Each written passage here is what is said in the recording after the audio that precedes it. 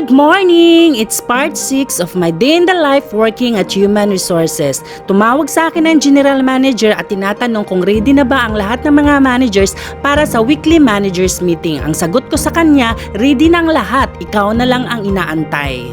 Finally, tapos na din ang managers meeting at kailangan ko nang mag-lunch kasi nagugutom na ako at tinatawagan ko ang dalawang Filipino na kasamahan ko sa trabaho na si Mr. Roberto at Mr. Bong para magkasabay kaming kumain. Tapos na akong mag-lunch at bumalik na ako sa work kasi magkakaroon ng Best Employee of the Month at farewell party ng 5 empleyado na lilipat ng ibang store. It's 4 o'clock in the afternoon at nagugutom kami ni Mr. Roberto kaya kumain kami sa labas.